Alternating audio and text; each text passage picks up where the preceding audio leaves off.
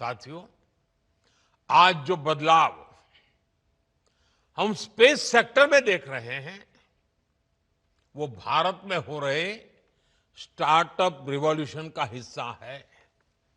बीते एक दशक में अलग अलग सेक्टर्स में स्टार्टअप्स का नया दौर शुरू हुआ है।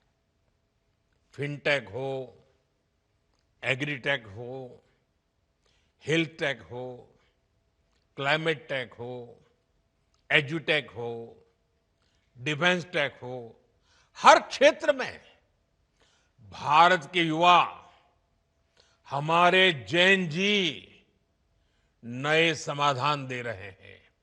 और आज मैं दुनिया के जैन जी को भी बड़े आत्मविश्वास से कह सकता हूं कि अगर जैन जी के लिए सच्चे अर्थ में कहीं से प्रेरणा मिल सकती है तो भारत के जैन जी से मिल सकती है। भारत के जैन जी की जो क्रिएटिविटी है, भारत के जैन जी की जो पॉजिटिव माइंडसेट है, भारत के जैन जी की जो कैपेसिटी बिल्डिंग है, ये अपने आप में पूरी दुनिया की जैन जी के लिए आदर्श बन सकती है। आज भारत दुनिया का तीसरा सबसे बड़ा स्टार्टअप इकोसिस्टम बन चुका है। एक समय था जब स्टार्टअप का मतलब केवल कुछ बड़े शहरों तक सीमित था, लेकिन आज भारत के छोटे छोटे शहरों और गांवों से भी स्टार्टअप निकल रहे हैं। आज देश में 1.5 लाख से अधिक रजिस्टर्ड स्टार्टअप्स है। अनेकों स्टार्टअप्स यूनिकॉर्न बन चुके हैं। साथियों, आज भारत केवल एप्स और सर्विसेज तक सीमित नहीं है। हम अब डीप टेक, मैन्युफैक्चरिंग और हार्डवेयर इनोवेशन की ओर तेजी से आगे बढ़ रहे हैं। Thanks to Jain ji. आप सेमीकंडक्टर सेक्टर का ही उदाहरण लीजिए। सरकार ने जो ऐतिहासिक कदम उठाए हैं, वो भारत के टेक फ्यूचर की नींव को मजबूती दे रहे हैं। आज देश में semiconductor fabrication units, chip manufacturing और डिजाइन हब्स बहुत तेजी से विकसित हो रहे हैं। चिप से लेकर सिस्टम तक भारत अब एक मजबूत इलेक्ट्रॉनिक वैल्यू चेन तैयार कर रहा है। ये आत्मनिर्भरता के संकल्प का हिस्सा तो है ही।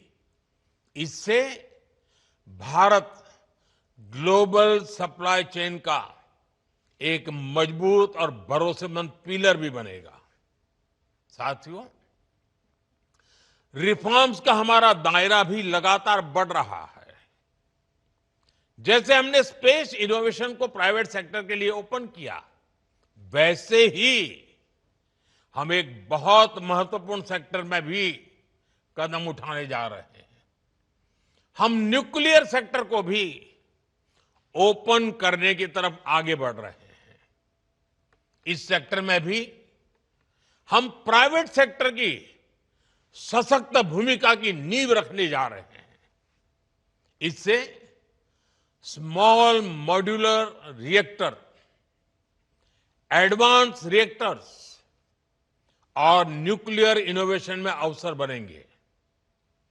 यह रिफॉर्म हमारी एनर्जी सिक्योरिटी और टेक्नोलॉजिकल लीडरशिप को नई शक्ति देगा। साथियों, आने वाला भविष्य कैसा होगा, ये बहुत कुछ आज हो रही रिसर्च पर भी निर्भर करता है। इसलिए हमारी सरकार का बहुत जोर युवाओं को ज्यादा से ज्यादा रिसर्च के मौके देने पर भी है। हमने राष्ट्रीय अनुसंधान फाउंडेशन का गठन किया है, जो आधुनिक रिसर्च के लिए यूथ को सपोर्ट करता है। वन नेशन वन सब्सक्रिप्शन, इससे सभी छात्रों की इंटरनेशनल जर्नल्स तक पहुंच आसान हुई है। 1,00,000 करोड़ के रिसर्च डेवलपमेंट और इनोवेशन फंड से देश भर में युवाओं को बहुत मदद मिलने वाली है। हमने 10,000 से अधिक अटल टिंकरिंग लैब भी खोली है, जो स्टूडेंट्स में रिसर्च और इनोवेशन की भावना जगा रही है। आने वाले दिनों में हम ऐसी 50,000 नई अटल टिंकरिंग लैब बनाने पर काम कर रहे हैं। सरकार के ये प्रयास भारत में नए इनोवेशन की बुनियाद बना रहा है। साथियों, आने वाला समय भारत का है, भारत के युवाओं का है, भारत के इनोवेशंस का है। कुछ महीने पहले स्पेस डे के अवसर पर मैंने हमारी स्पेस एस्पिरेशंस की चर्चा की थी। हमने तय किया था कि आने वाले 5 वर्षों में भारत अपनी लॉन्च क्षमता को नई ऊंचाइयों तक ले जाएगा। हमने ये भी निश्चय किया था कि भारत के स्पेस सेक्टर में 5 नए यूनिकॉर्न तैयार होंगे। स्काई रूट की टीम जिस प्रकार आगे बढ़ रही है, उससे ये तय है कि भारत अपने हर लक्ष्य हासिल करके रहेगा। हमसे जुड़े रहने के लिए हमारे YouTube चैनल को सब्सक्राइब करें और नई वीडियो की नोटिफिकेशन के लिए बेल आइकॉन को दबाएं।